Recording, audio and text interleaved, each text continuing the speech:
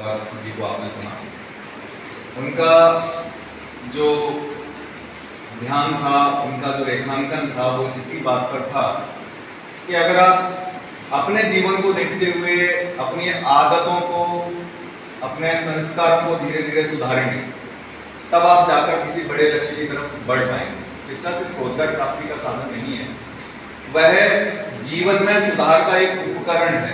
छोटी छोटी बातों में सुधार करने का तरीका है, आपके रहन सहन चाल ढाल को दर्शाने का तरीका है।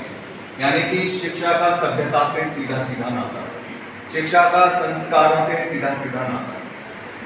ये ऊपरी बातें हैं कि हम क्या करें क्या ना करें, हम किसी के चरण छुएं, नमस्कार ना करें, लेकिन मूल बात इसकी ये है कि शिक्षा प्राप्त करके आप कम से कम अभिमानी तो ना बने। आप शिक्षा अगर किसी और चीज को बढ़ा नहीं सकती तो कम से कम आपके अभिमान को घटा तो सकती है। आपको ये तो सिखा सकती है कि विद्या ददाति विनयम, ठीक है, संस्कृत का पुराना श्लोक है, आपने 8वीं तक पढ़ लिया, आपके विद्यालय की दीवारों पर लिखा रहता था, विद्या ददाति विनयम, विनयादि पात्रता। विद्या से विनय प्राप्त होता है, सारी चीज यहीं से शुरू होती है। शिक्षा या विद्या से अगर आप विनम्र नहीं बन पाते हो, आपको झुकना नहीं आता है, आपको सामने वाले की बात धैर्य से सुनना नहीं आता है, माता पिता के सामने धैर्य धारण नहीं कर पाते, उनकी बातों को नमी नहीं समझ पा रहे हो, अड़ोसी पड़ोसियों के प्रति आपका व्यवहार विनम्र नहीं है, अच्छा नहीं है, तो आप शिक्षित नहीं हो, भले ही आप पीएचडी कर लो। गलत बात की बात नहीं है, सही बात की बात है। शिक्षा लेने के लिए रामचरितमानस में कौन किसके पास जाता है? लक्ष्मण राम के द्वारा भेजे जाते हैं, किसके पास? जो उनके सबसे बड़े शत्रु हैं, रावण। और वो उनसे शिक्षा लेने समय अगर हम अपनी तरह से सोचे, जैसे आजकल की युवा पीढ़ी की सोच है कि नहीं हमारा क्यों नहीं शिक्षा देनी पड़ेगी, गुरुजी ना क्लास में आना पड़ेगा, ना वो काम से बढ़ा दो, माँ को हक से बढ़ो। तो अगर इस तरह से शिक्षा मांगी तो क्या मिल जाएगी? लक्ष्मण जाके सिराने की तरफ खड़े हो गए कि भाई साहब ने भेजा है, देव मेरे को उपदेश, नहीं बोले एक शब्द। लक्ष्मण इंतजार करके वापस आ गए, बोले ही नहीं भैया वो, तो कहाँ खड़े थे? बोला सिर की तरफ, बोला शिक्षा के सिर पे खड़े होके देखो, पैरों की तरफ खड़े रहो, विनम्रता लाओ, तब जाके शिक्षा मिली। गए, रावण ने बताई बात। तो विनम्रता, विनम्रता से पात्रता आती है, पात्रता से क्या मिलता है? धन मिलता है। पात्रता योग्यता है ना, तुम 12वीं पास नहीं, फर्स्ट ईयर में कैसे आ जाओगे? तुम परीक्षा में पास नहीं हुए, अगली क्लास में कैसे पहुंच जाओगे? तुम्हारे पास बैंक की पात्रता पूरी करने के लिए कोई चीजें नहीं, आपको लोन कैसे मिल जाएगा? आप नौकरी में आपको मांगा है कि आप बीए पास होने चाहिए, बीएड होने चाहिए, आप शिक्षक कैसे बन जाओगे? पात्रता आती है, पात्रता से धन मिलता है, और धन से क्या मिलता है? धर्म सतता है। धर्म आप जो भी धारण करते हो जीवन में, जो भी आपका उद्देश्य, और धर्म से मिलता है सुख। तो ये शिक्षा से लेकर जीवन के उद्देश्य तक की यात्रा है।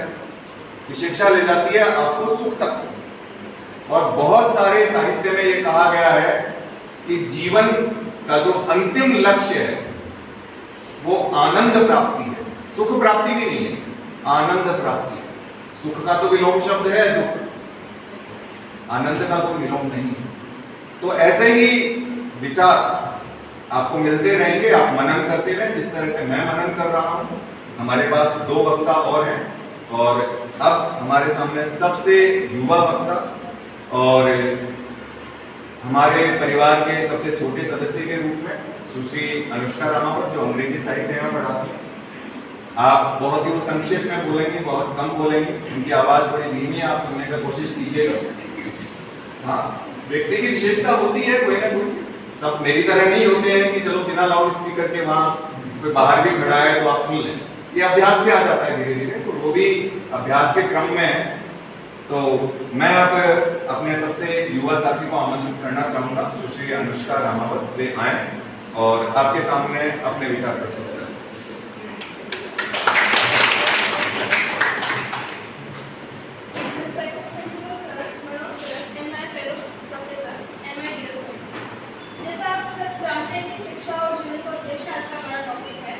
मेरे काफ़ी प्रोफेसर ने काफ़ी कुछ बताया है। शिक्षा और जीवन काफ़ी आपस में इंटरकनेक्टेड है कि आप एक को छोड़कर दूसरी चीज़ नहीं अपना सकते, आपको दोनों एक साथ ही अपनानी पड़ेगी।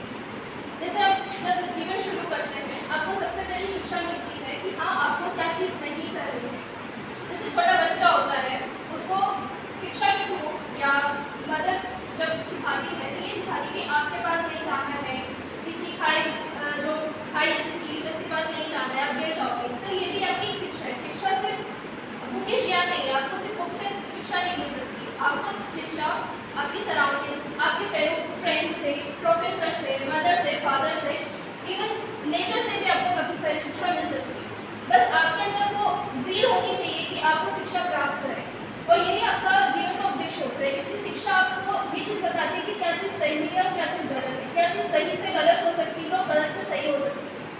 आप जैसे जैसे आगे बढ़ेंगे आप लाइफ में काफ़ी गलतियाँ करेंगे, ठीक है। आपको बस उन गलतियों से सीखना पड़ेगा, वो भी एक तरीके की शिक्षा है। तो उन गलतियों से सीखकर आप लाइफ के उद्देश्य को प्राप्त कर सकते हैं कि हाँ आपको लाइफ में क्या चीज़ चाहिए, उसके लिए आपके लिए शिक्षा की ज़रूरत है और शिक्षा के लिए आपको लाइफ का उद्देश्य ज़रूरत है, क्योंकि शिक्षा बिना एम के, बिना किसी मोटिव के नहीं प्राप्त की जा सकती। अब किसी भी जैसे जानवर की बात करें, उनके पास कोई मोटिव नहीं है शिक्षा लेने का, ठीक है। इसलिए उनका होता है कि हाँ जीवन में सिर्फ एक चीज़ है, सर्वाइव करना। एनिमल्स सिर्फ सर्वाइव करते हैं जंगल में, इंसानों के पास एक मोटिव है लाइफ को लेकर, इसलिए वो शिक्षा को वैल्यू देते हैं। तो बस मेरा इतना ही है, बाकी मेरी युवा साथी सुश्री अनुष्का रामावत जी का बहुत बहुत धन्यवाद। उन्होंने बहुत ही संक्षेप में बहुत सरल तरीके से अपनी बात कही, लेकिन बहुत बारीक बात कही कि पशु पक्षियों के पास शिक्षा प्राप्ति का कोई उद्देश्य नहीं है कि वो करें क्या, इसीलिए वो पशु पक्षी कहे जाते हैं। आमतौर से साहित्य में पशु पक्षी शब्द का उद्देश्य ही मतलब कमतरी के लिए होता है। हमें कई बार घर में डांट पड़ती है तो उन्हीं की तुलना से भी पड़ती है। हमारी जब भी आदतों की आलोचना होगी या कोई हम खराब काम करेंगे तो हमारे माता पिता, काका जी, ताऊ जी कुछ विशेष प्रकार के नाम लेते हैं, है ना, और हम धन्य हो जाते हैं, है ना।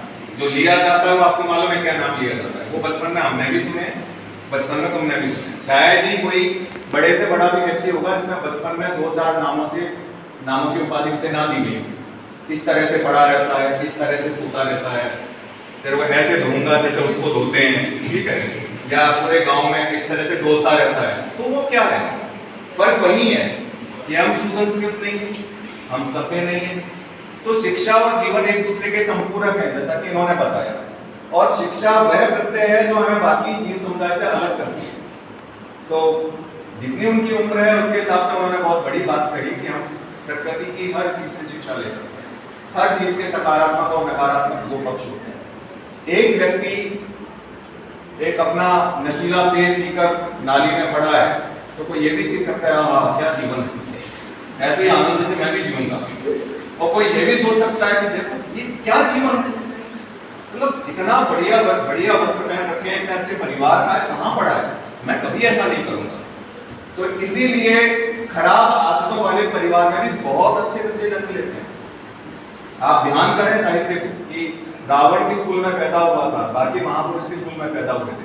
नीचे से लेकर ऊपर तक की यात्रा, ऊपर से लेकर नीचे तक की यात्रा सब शिक्षा के माध्यम से संभव है। यही शिक्षा हमें आगे धकेलने का, आगे सही मार्ग पर धकेलने का काम करती है, बढ़ाने का काम करती है।